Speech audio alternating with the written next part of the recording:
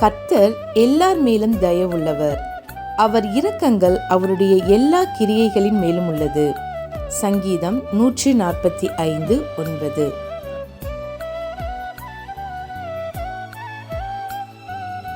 The Lord is good to all, and his tender mercies are over all his works.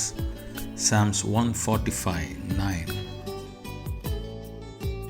கிறிஸ்துவுக்குள் பிரியமானவர்களே, ஆண்டவரும் இரட்சகருமாகிய இயேசு கிறிஸ்துவின் நாமத்தினாலே காட் கோசிஸ் மினிஸ்ட்ரிஸ் சார்பாக அன்பின் வாழ்த்துதலை தெரிவித்துக் கொள்கிறேன். இந்த 8வது மாதம் தேவனாகிய கர்த்தர் புதிய துவக்கங்களை நம்முடைய வாழ்க்கையில் செய்ய உண்மையுள்ளவராயிருக்கிறார். 8 என்பது வேதத்தின் அடிப்படையில் நியூ பிகினிங், புதிய துவக்கம் என்று சொல்லப்பட்டிருக்கிறது. நிச்சயமாகவே இந்த மாதம் நம் வாழ்க்கையிலே, நமது குடும்பங்களிலே, ஆவிக்குரிய நிலைகளிலே புதிய துவக்கங்களை தரும் என்பதில் எந்த சந்தேகமும் இல்லை. ஒரு ஊழியக்காரனாய் நான் அதை உறுதிப்படுத்தி உங்களை வாழ்த்தி ஆசீர்வதிக்கிறேன். உங்கள் குடும்பங்களிலே, ஊழியங்களிலே, தனிப்பட்ட வாழ்க்கையிலே புதிய துவக்கங்களை கர்த்தர் நிச்சயம் தருவார். தேவனுடைய வாக்குத்தத்தங்கள் ஒருபோதும் மாறாதவைகள். கர்த்தர் நம்மை உயர்த்துகிறவர், நம்மை வாலாக்காமல் தலையாக்குகிறவர், கீழாக்காமல் மேலாக்குகிறவர்.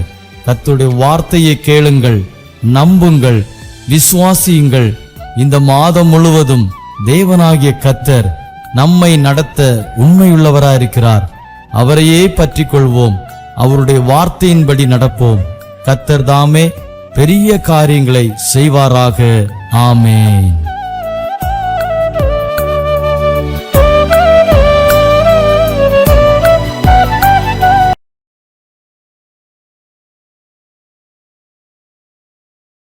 എല്ലാവർക്കും ക്രിസ്തുവിൽ വന്ദനത്തെ അറിയിക്കുകയാണ്. നമുക്ക് വേണ്ടി വൻ കാര്യങ്ങളെ പ്രവർത്തിക്കുന്ന നമ്മുടെ ദൈവം നമ്മോടുകൂടെ ഉള്ളതിനായി സ്തോത്രം ചെയ്യുകയാണ്. ഈ മാസം നമ്മുടെ ജീവിതത്തിൽ അനുഗ്രഹത്തിൻ്റെയും സമൃദ്ധിയുടെയും സമാധാനത്തിൻ്റെയും ആമേൻ വിടുതലിൻ്റെയും മാസങ്ങളായി മാറട്ടെ. ദൈവഭക്തന്മാരായ നമ്മുടെ ജീവിതത്തിൽ പ്രത്യാശയ്ക്ക് ഭംഗം വരാത്ത നിലവാരത്തിൽ ജീവിതം മുന്നോട്ട് പോകുവാൻ ദൈവത്തിൻ്റെ കൃപയും അനുഗ്രഹവും സമാധാനവും നമ്മളിൽ ഉണ്ടാകട്ടെ. സ്തോത്രം. നാം എത്രമാത്രം പ്രത്യാശ വയ്ക്കുന്നതിനനുസരിച്ച് അതിൻ്റെ പ്രതിഫലവും, നാം ദൈവത്തോട് പ്രത്യാശ വയ്ക്കുന്ന അടുത്തനുസരിച്ച് നമ്മുടെ ജീവിതത്തിനകത്ത് പുതിയ പുതിയ വഴികളും പുതിയ പുതിയ ഉറവകളും തുറന്നു വരുന്ന മാസങ്ങളായി മാറട്ടെ എന്ന് ഞാനും ആശംസിക്കുകയും ആഗ്രഹിക്കുകയും ചെയ്യുന്നൊരു വാക്യം വായിക്കാം. സംഖ്യാപുസ്തകം 11-ാം അധ്യായം 1-ാം വാക്യം. സംഖ്യാപുസ്തകം 11-ാം അധ്യായം അതിൻ്റെ 1-ാം വാക്യം.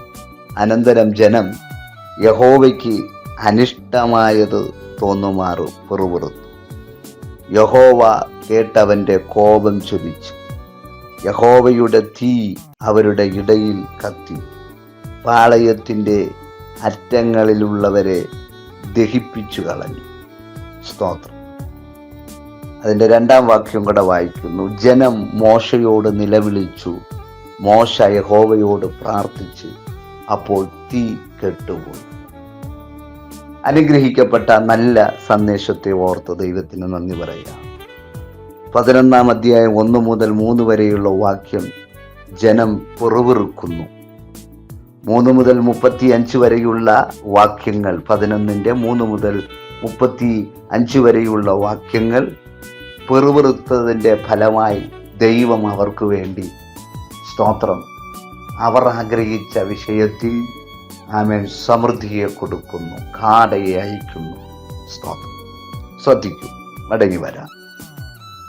1-ാം വാക്യം വായിച്ചു.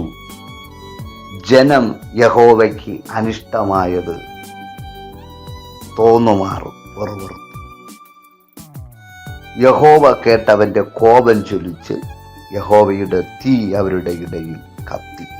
പാളയത്തിൻ്റെ അറ്റങ്ങളിലുള്ളവരെ ദഹിപ്പിച്ചു കളഞ്ഞു. ദൈവത്തിന് അനിഷ്ടമായത് തോന്നുമാറാക്കുന്ന പിറുവിറുപ്പുകൾ മുഖാന്തരമാണ് ദൈവത്തിൻ്റെ കോപം നശിപ്പിക്കുവാൻ അവരുടെ ജീവിതത്തിനകത്ത് നിലവിളി ഉയരത്തക്ക തരത്തിലുള്ള തീ പുറപ്പെടാനിടയായി. അപ്പോൾ ചില അനർത്ഥങ്ങൾ, ചില പ്രശ്നങ്ങൾ പെട്ടെന്ന് ഉരുത്തിരിഞ്ഞു വരത്തില്ല. ആ വിഷയം ചിലത് വെളിപ്പെടുന്നതിൻ്റെ കാരണം തിരിഹിതമില്ലാത്തത്, തമ്പുരാന് ഹിതമില്ലാത്തത് ചെയ്യുമ്പോഴാണ് സ്തോത്രം അത് പ്രയാസത്തിലേക്ക്, പ്രതിസന്ധിയിലേക്ക് മാറുവാൻ ഇടയാകും. ഇസ്രായേൽ മക്കൾ മിസ്രൈമിൽ നിന്നും പുറപ്പെടുമ്പോൾ തന്നെ അവരുടെ പ്രത്യാശ, അവരുടെ ആഗ്രഹങ്ങൾ വലുതാണ്. സ്തോത്രം. ഇനി കഷ്ടമില്ല, ഇനി നിലവിളിയില്ല, ഇനി ഭാരമില്ല. ഇവിടെ മോശ ഉപദേശിച്ചതുപോലെയുള്ള ഒരൊറ്റ വാർത്ത അനുഗ്രഹം, നന്മ, പാലും തേനും ഒഴുകുന്ന. പക്ഷേ ഈ അനുഗ്രഹം മാത്രം കേട്ട് പുറപ്പെടുമ്പോൾ ഇതിൻ്റെ പിന്നിൽ ഒരു ഭയങ്കര ശൂന്യത, പ്രതിസന്ധി, കയ്പ് പോലെ ജീവിതത്തിനകത്ത് പ്രാണന് പോലും അപകടകരമാകുന്ന വിഷയങ്ങൾ വരുമെന്ന് പോലും ജനത്തിനറിയത്തില്ലായിരുന്നു. ഇത് കേട്ട് പുറപ്പെടുമ്പോൾ അവരുടെ ജീവിതം അവർ ആഗ്രഹിച്ച നിലവാരത്തിലേക്ക് എത്താത്തതിനാൽ സ്തോത്രം പിറുപിറുപ്പ് വീഴുവാനിടയാണ്. നേതൃത്വം നയിക്കുന്ന ഭക്തന് വിരോധമായി പിറുപിറുക്കുമ്പോൾ ആ പിറുപിറുപ്പ് ദൈവസന്നിധിയിലേക്ക് നിൽക്കുന്നു. ആ പിറുപിറുപ്പ് പല മേഖലകളും അവരുടെ വഴിയെ തടഞ്ഞു. അവരുടെ ജീവിതത്തെ സ്തോത്രം വലിയ അന്ധകാരത്തിലേക്ക് ആക്കത്തക്ക തരത്തിൽ ദൈവത്തിന് വിപരീതമായി ചെയ്യുന്നതിനാൽ അവരുടെ ജീവിതത്തിനകത്ത് ഒത്തിരി പ്രതിസന്ധികൾ ഉളവാക്കുവാനിടയായി തീർന്നു.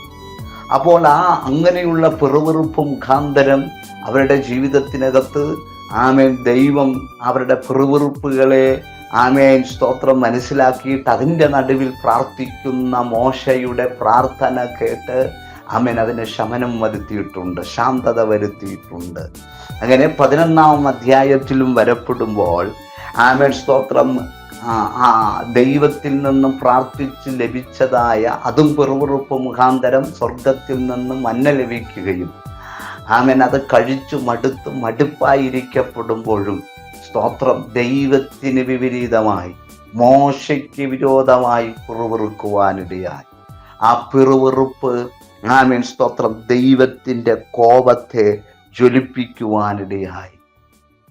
ആ കോപമാണ് അവരുടെ ജീവിതത്തിനകത്ത് തീയായി അവർ ഇരിക്കുന്ന പട്ടണത്തിൻ്റെ അറ്റത്തോളം ദഹിപ്പിക്കുവാനിടയായി. അവിടെയും ഒരു പ്രാർത്ഥനക്കാരൻ എഴുന്നേറ്റ് ആ പ്രതിസന്ധികളെ ശമനപ്പെടുത്തുവാൻ ഇടയായി തീർന്നു. ശ്രദ്ധിക്കൂ. അപ്പോൾ ചില വിഷയങ്ങൾ ക്ലിയറായി നമ്മൾ ആഗ്രഹിക്കുന്ന സമയത്ത് നടക്കാതിരിക്കപ്പെടുമ്പോഴും നമ്മുടെ ജീവിതത്തിനകത്ത് തെറ്റായ ചിന്തകൾ അല്ലെങ്കിൽ തെറ്റായ മേഖലകൾ അത് പ്രയാസകരമായി മാറുമ്പോഴാണ് നമ്മൾ പോലും അറിയാൻ പറ്റാത്ത വിഷയങ്ങൾ, അനർത്ഥങ്ങൾ, പ്രതിസന്ധികൾ പ്രതികൂലമായി വരുവാൻ കാരണം പിറുപിറുപ്പാണ്. അപ്പോൾ നമുക്ക് നമ്മുടെ ജീവിതത്തിൽ വെളിപ്പെടേണ്ടതായ വിഷയങ്ങൾ സ്തോത്രം ഒരു പിറുപിറുപ്പിന് ഇടയാകാതിരിക്കണമെങ്കിൽ നമ്മൾ കർത്താവിൻ്റെ ആലോചന അനുസരിച്ച് നമ്മൾ കർത്താവിൻ്റെ ഹിതമനുസരിച്ച് മുന്നോട്ട് പോയാൽ അതൊരനുഗ്രഹമായി മാറുമെന്നുള്ള കാര്യം മറന്നു പോകരുത്. 11-ാം അധ്യായം 1-ാം വാക്യം നമ്മൾ വായിച്ചു. പക്ഷേ സ്തോത്രം അത് 10-ാം അധ്യായം 33-ാം വാക്യം വായിക്കപ്പെടുമ്പോൾ കാണുവാൻ സാധിക്കുന്നത് ഇങ്ങനെയാണ്. അനന്തരം അവർ യഹോവയുടെ പർവ്വതം വിട്ട് 3 ദിവസത്തെ വഴിപോയി. യഹോവയുടെ നിയമപ്പെട്ടകം അവർക്ക് വിശ്രമസ്ഥലത്ത് അന്വേഷിക്കേണ്ടതിന് 3 ദിവസത്തെ വഴി മുമ്പോട്ട് പോയി. പാളയം പുറപ്പെട്ടപ്പോൾ യഹോവയുടെ മേഘം പകൽ സമയം അവർക്ക് മീതെ ഉണ്ടായി. നോക്കൂ, അങ്ങനെ ആ 3 ദിവസത്തെ വഴിയാത്രയിൽ സാഹചര്യങ്ങൾ അനുകൂലമല്ലാത്തത് കൊണ്ട് ജനം പിറുപിറുക്കുവാനും ആവലാതിപ്പെടുവാനും തുടങ്ങി. ഒന്ന്, മിസ്രയീമിൻ അടിമത്തത്തിൽ നിന്നുള്ള തങ്ങളുടെ വിടുതലിനായി തങ്ങൾക്ക് വേണ്ടിയുള്ള ദൈവത്തിൻ്റെ വീര്യപ്രവൃത്തികളും അവർ എത്ര വേഗം മറന്നു. അവർ ദൈവത്തിൽ ആശ്രയിക്കുകയോ തങ്ങളുടെ ജീവിതത്തെയും ഭാവിയെയും ദൈവത്തിന് സമർപ്പിക്കുകയോ ചെയ്തില്ല. ആയതിനാൽ അവരുടെ ജീവിതത്തിനകത്ത് പ്രതിസന്ധികൾ പിറുപിറുപ്പായി മാറി. അത് ദൈവത്തിന് കോപം ജ്വലിപ്പിക്കുവാൻ ഇടയായി. നമ്മുടെ ജീവിതത്തിൽ ചിലതൊക്കെ മറക്കുമ്പോൾ, ദൈവം ചെയ്ത നന്മകൾ, ദൈവം ചെയ്തതായ വഴികൾ, ദൈവം ചെയ്ത അത്ഭുത സ്തോത്രം സാധ്യതകളൊക്കെ നമ്മൾ മറക്കുമ്പോഴാണ് സ്തോത്രം നമ്മുടെ ജീവിതത്തിൽ അറിയാതെ പറയുന്ന വാക്കുകൾ, അറിയാതെ പറയപ്പെടുന്ന സ്തോത്രം വാക്കുകൾ അത് ദൈവസന്നിധിയിൽ പ്രയാസകരമായി മാറുന്നത്. അതുകൊണ്ട് നമ്മുടെ വഴികളെ നമ്മുടെ ചിന്ത കൊണ്ട് അടയ്ക്കരുത്. നമുക്ക് വരേണ്ട അനുഗ്രഹങ്ങളെ നമ്മുടെ വാക്കുകൾ കൊണ്ട് അടയുവാൻ അനുവദിക്കരുത്. സ്തോത്രം. അതിൻ്റെ 11-ാം അധ്യായം 20-ാം വാക്യത്തിലേക്ക് മടങ്ങി വരുമ്പോൾ കാണുവാൻ സാധിക്കുന്നു. സ്തോത്രം. അവർ ദൈവസന്നിധിയിൽ പിറുപിറുത്തതിനാൽ, ദൈവസന്നിധിയിൽ സ്തോത്രം ജീവിതത്തിനകത്ത് ഒരു ഭയങ്കര നിലവിളി ഉയരുവാനിടയായി തീർന്നു. ആ നിലവിളിയുടെ നടുവിൽ മോശ പ്രാർത്ഥിക്കാൻ തുടങ്ങി. മോശ പ്രാർത്ഥിച്ചു. അവർ അഭിമുഖീകരിച്ച വിഷയം സ്തോത്രം തീ കെട്ടുപോകാനിടയായി. ഇന്ന് പകലിൽ ഞാൻ നിങ്ങളോട് പറയാം, എത്ര സ്തോത്രം നമുക്ക് പോലും അണയ്ക്കാൻ പറ്റാത്ത, നമുക്ക് പോലും പരിഹരിക്കാൻ പറ്റാത്ത സ്തോത്രം നമ്മുടെ വിഷയത്തെ നമ്മളെക്കാളും അറിവും നമ്മളെക്കാളും നന്നായിട്ട് വലിയ മാന്യതയും സ്തോത്രം ഉള്ള വ്യക്തികൾക്ക് പോലും പരിഹരിക്കാൻ കഴിയാത്ത അധികാരി അതിൻ്റെ സ്ഥാനമാനങ്ങളെ അഭിമുഖീകരിക്കുന്ന വ്യക്തികൾക്ക് പോലും നമ്മുടെ വിഷയത്തെ പരിഹരിക്കാൻ കഴിയത്തില്ല. അതിനകത്ത് അത് ശമിക്കുവാൻ, ശാന്തതപ്പെടുത്താൻ കഴിയത്തില്ല. പക്ഷേ ആ വിഷയത്തിലൊരു ശാന്തത വരണമെങ്കിൽ, നമ്മുടേതായ വിഷയത്തിലൊരു ആശ്വാസം വരണമെങ്കിൽ, സ്തോത്രം നമുക്ക് വേണ്ടി ഇടിവിൽ നിൽക്കുന്ന പ്രാർത്ഥനക്കാരെ സ്തോത്രം വിളിക്കണം, പ്രാർത്ഥിക്കണം. സ്തോത്രം. ഹല്ലേലൂയ. മോശ പ്രാർത്ഥിക്കാൻ തുടങ്ങി. എങ്ങനെയാ പ്രാർത്ഥിക്കാൻ തുടങ്ങിയത്? ഈ വിഷയം അവർക്ക് പരിഹരിക്കാൻ പറ്റാത്തതിനാൽ നിലവിളിച്ചു. ആ നിലവിളി മുഖാന്തരം സ്തോത്രം പ്രാർത്ഥന ഉയർന്നു. ഇന്ന് പകലിൽ നമുക്ക് പരിഹരിക്കാൻ പറ്റാത്ത, നമുക്ക് പോലും അണയ്ക്കാൻ പറ്റാത്ത വിഷയത്തിൽ നിലവിളി ഉയർന്നെങ്കിൽ, ആ നിലവിളി സ്തോത്രം ശാന്തമാകണമെങ്കിൽ പ്രാർത്ഥന ഉയരണം. പ്രാർത്ഥന ഉയർന്നാൽ ഇന്ന് രാത്രിയിൽ പറയാം, എത്രാളിക്കത്തുന്ന തീ മേഖല പ്രശ്നമായാൽ എത്രാളിക്കത്തുന്ന തീ പോലെ ആ തീയെ അണയ്ക്കാൻ പ്രാർത്ഥന മാത്രം. വലിയ തീയെ വെള്ളം കൊണ്ടണയ്ക്കുന്നത് പോലെ, സ്തോത്രം. ഹല്ലേലൂയ. അത് അണയ്ക്കത്തക്ക തരത്തിലുള്ള സംവിധാനങ്ങൾ നമ്മുടെ മുമ്പിലൊക്കെ ഉണ്ടാകപ്പെടുമ്പോഴും അതിവേഗത്തിൽ നമ്മുടെ ഇതുപോലെയുള്ള പൊങ്ങുന്ന പ്രശ്നങ്ങൾ അണയ്ക്കാൻ കഴിയുന്നതൊന്നേ ഉള്ളൂ, അത് പ്രാർത്ഥനയാണ്. പ്രാർത്ഥനയാൽ കഴിയാത്തതൊന്നുമില്ല. പ്രാർത്ഥനയിൽ 6 ലക്ഷത്തിൽ ജനം സ്തോത്രം അനുഭവിക്കുന്നതായ നിലവിളികളെ ഒറ്റ പ്രാർത്ഥന, മനുഷ്യന്റെ പ്രാർത്ഥന മുഖാന്തരം ആ തീ കെട്ടുപോകാനിടയായി. ഈ മാസത്തിൽ ഞാനൊരൊറ്റ ദൂത് പറയാൻ, കഴിഞ്ഞ നാളുകൾ നിങ്ങളെ അഭിമുഖീകരിച്ച വിഷയത്തെ കെടുത്തുന്നതായി മാറണം നമ്മുടെ പ്രാർത്ഥന. ആ പ്രാർത്ഥന ഇനി അടുത്ത ദിവസങ്ങളിൽ ചില വിടുതലുകൾ കേൾക്കണം. ചില വിടുതലുകൾ കേൾക്കുകയല്ല, കാണണം. സ്തോത്രം. അവർ ആഗ്രഹിച്ചു. മന്ന കഴിച്ചു മടുത്തു. സ്തോത്രം. ഹല്ലേലൂയ. എന്നാൽ മിസ്രൈമിയുടെ ചിന്ത ഓടി വന്നു. നല്ലൊരു ഭക്ഷണം കഴിക്കാൻ, ഇറച്ചി കഴിക്കാം. പക്ഷേ എന്തു സംഭവിച്ചു? ഒരു ദിവസം കഴിക്കത്തക്ക തരത്തിലല്ല, 5 ദിവസം കഴിച്ച് തൃപ്തി അടങ്ങത്തക്ക തരത്തിലില്ല ദൈവപ്രവൃത്തി വെളിപ്പെട്ടത്. 20 ദിവസം കഴിച്ച് തൃപ്തി അടക്കപ്പെടാനുള്ളതല്ല ദൈവം ചെയ്തത്. 1 മാസത്തോളം കഴിച്ചു മൂക്കിൽ നിന്നും പുക പൊങ്ങത്തക്ക തരത്തിൽ എന്ന് പറഞ്ഞ കഴിച്ചു ഓർക്കാനം വരത്തക്ക തരത്തിലുള്ളതായ വിടുതലാണ് സ്വർഗം അയച്ചത്. ഇന്ന് പകലിൽ ഞാൻ നിങ്ങളോട് ശക്തമായി പറയാം, ദൈവപൈതലിൽ നമ്മൾ അഭിമുഖീകരിക്കുന്ന വിഷയം കൊണ്ട് സ്തോത്രം. ഹല്ലേലൂയ. നിലവിളി അല്ലെങ്കിൽ പ്രശ്നം വന്ന് നിലവിളികൾ ഉയരപ്പെടുമ്പോഴും ഞാൻ പറയാം, നമ്മൾ ആഗ്രഹിച്ചതിനേക്കാൾ അപ്പുറമായി. ആമേൻ, സ്തോത്രം. ആമേൻ. ഇസ്രായേൽ മക്കൾ കുറച്ച് ദിവസം മാത്രം കഴിക്കാമെന്നല്ല, ഒറ്റ മാസം അവർ ഒരു ദിവസം ആഗ്രഹിച്ചു, അല്ലെങ്കിൽ 1-2 ദിവസം ആഗ്രഹിച്ചു, ഇല്ല 1 മാസത്തോളം എന്ന് പറയുന്നത് പോലെ സ്വർഗത്തിലെ തമ്പുരാൻ നമ്മുടെ വിഷയത്തിൽ ആമേൻ സ്തോത്രം ആമേൻ 1 ദിവസമോ 1 മാസമോ 1 വർഷമോ ആമേൻ സ്തോത്രം ആമേൻ ഹല്ലേലൂയ തൃപ്തി അടങ്ങാത്തതല്ല. ആമേൻ ജീവപര്യന്തത്തോളം ആമേൻ സമൃദ്ധിയായി നടത്തുന്ന ഒരു തമ്പുരാൻ നമുക്കുണ്ട്. അതുകൊണ്ട് ഇന്ന് പകലിൽ ആമേൻ തമ്പുരാൻ അനിഷ്ടമായത് ചിന്തിക്കാതെ, തമ്പുരാൻ അനിഷ്ടമായത് പ്രവർത്തിക്കാതെ, സ്തോത്രം ആ അനിഷ്ടമായത് പ്രവർത്തിച്ച് തമ്പുരാന് കോപം അയച്ച് അത് അനർത്ഥമായി മാറാതിരിപ്പാൻ ഈ ദിവസങ്ങളിൽ നമ്മളെ തന്നെ കണ്ടുണർന്നു ദൈവകരങ്ങളിലേക്ക് ഏൽപ്പിക്കുന്നുവെങ്കിൽ സ്വർഗത്തിലെ തമ്പുരാൻ വൻ കാര്യങ്ങളെ ചെയ്യും. സംഖ്യാപുസ്തകം 11-ാം അധ്യായം 20-ാം വാക്യം കൂടെ വായിക്കുന്നു. 1 മാസം മുഴുവനും തന്നെ ആമേൻ അത് നിങ്ങളുടെ മൂക്കിൽ കൂടി പുറപ്പെട്ട് നിങ്ങൾക്ക് ഓക്കാനം വരുവോളം നിങ്ങൾ തിന്ന് നിങ്ങളുടെ ഇടയിൽ ഉള്ള യഹോവ നിങ്ങൾ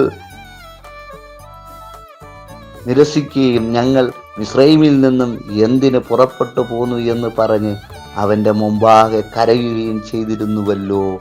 അപ്പോൾ മോശ എന്നോട് കൂടെയുള്ള ഈ ജനത്തിനു വേണ്ടി അത്ഭുതങ്ങൾ ചെയ്തതുപോലെ ഇന്ന് പകൽ മനസ്സിലാക്കുക. ആമേൻ സ്തോത്രം.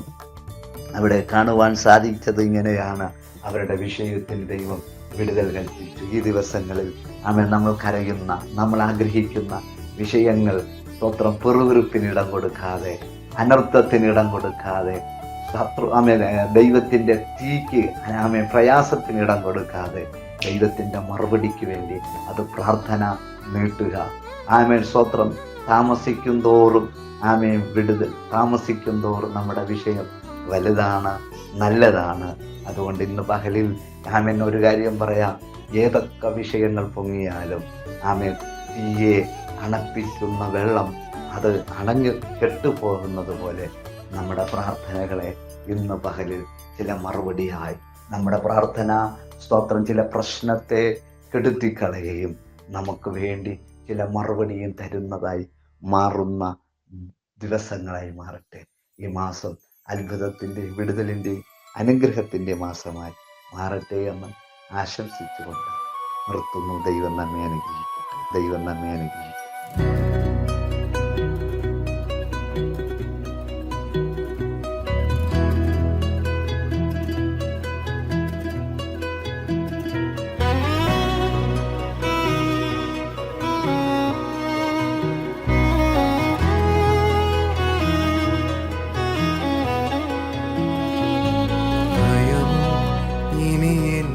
സ്ഥാനമില്ല, എൻ ഭാവിയെല്ലാം താതൻ കരങ്ങളിലാ. നിരാശ ഇനി എന്നെ തൊടുകയില്ല, പ്രത്യാശയാൽ അനുദിനം വർദ്ധിക്കട്ടെ. ഭയമോ ഇനി എന്നിൽ സ്ഥാനമില്ല, എൻ ഭാവിയെല്ലാം താതൻ കരങ്ങളിലാ. നിരാശ ഇനി എന്നെ തൊടുകയില്ല, പ്രത്യാശയാൽ അനുദിനം വർദ്ധിക്കട്ടെ. യാഹേ അങ്ങെന്നുമെൻ ദൈവം, തലമുറ തലമുറയാ. യാഹേ അങ്ങെന്റെ സങ്കേതം, തലമുറ തലമുറയായി. നീ മയങ്ങുകില്ല, നീ ഉറങ്ങുകില്ല, ഇസ്രായേലിൻ പരിപാലകൻ താൻ. നീ മയങ്ങുകില്ല, നീ ഉറങ്ങുകില്ല, ഇസ്രായേലിൻ പരിപാലകൻ താൻ.